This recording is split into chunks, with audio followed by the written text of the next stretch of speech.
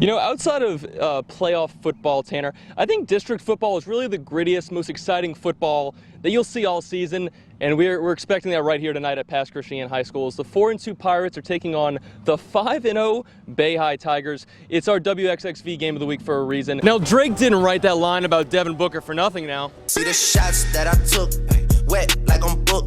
The former Moss Point High School star dropped 40 points and 13 assists, including the go-ahead free throw with just 1 second remaining in overtime, in what turned out to be one of the craziest finishes in the NBA this season. Thanks, Taylor. Now, I really have no clue how to spend $3.5 million, but Houston mattress mogul Jim McIngvale, he surely does. He's known in the Houston area as Mattress Mac, and he flew all the way down here to the Scarlet Pearl in D'Iberville to place a $3.5 million bet on the Houston Astros to win the World Series. Now, if you can see behind me, you guys, people are just lining up to get into Saints camp. They're excited to see their new Saints for the first time this year, but someone they might be without, star receiver Michael Thomas. Now, Michael Thomas did not report yesterday to the facility, and that was expected. Now, Thomas is making $1 million this year, and that is the last year of his rookie deal. Now, the two sides between the Saints and Thomas have been negotiating a contract for the past month. The reception received for sports gambling has been so overwhelming for the Scarlet Pearl that they've decided to test run self-service machines, allowing for bettors to take their time and make selections themselves. As you walk into Claude Paso Park, you're greeted by a wall of names listing all the George County alumni who were drafted into the MLB. For most young ball players, it would be a dream to reach the bigs. And for Logan and Trevor, that's a real possibility. As you may remember, there was a smile on the face of Darian Atkinson as he was taken into police custody for the murder of Biloxi police officer Robert McKeithen.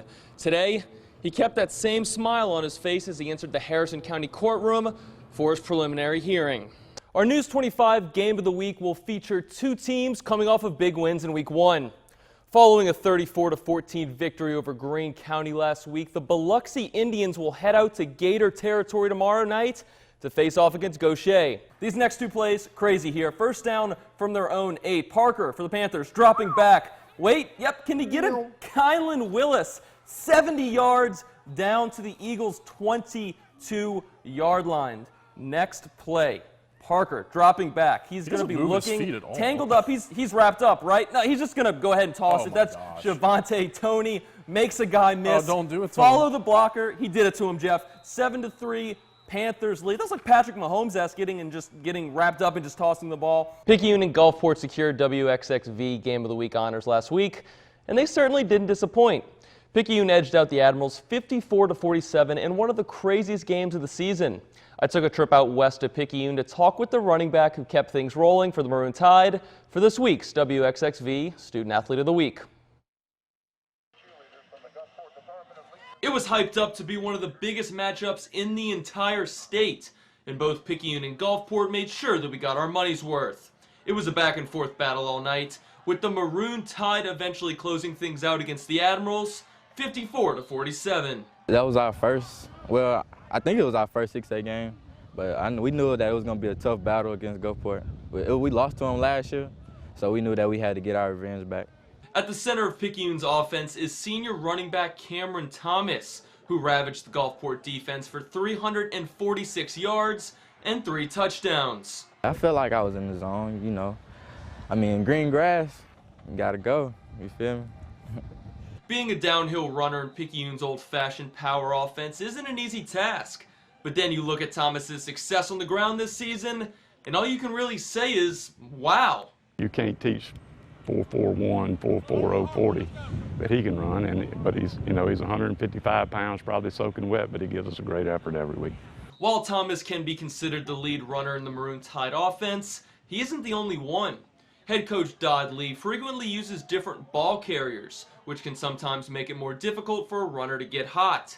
But if you ask Thomas, he keeps a mentality similar to that of Cowboys running back Ezekiel Elliott. Yeah, it's a real little Zeke thing, get the first, move them chains, But, I like the little Zeke mentality, keep the offense moving, keep it rolling. After a tough loss in the semifinals last season, Thomas and the Tide remained focused on one goal, a state championship. Sprinkle in the fact that Coach Lee has announced this season to be his last, well, that's just extra motivation. We want to come out with a bang, go out with a bang, you know, finish it off good for our coach, you know. But most things we take it week by week, you know, game by game, so we're not going to rush it. Picayune will look to continue their quest for that championship this Friday against Poplarville, which also happens to be our WXXV Game of the Week.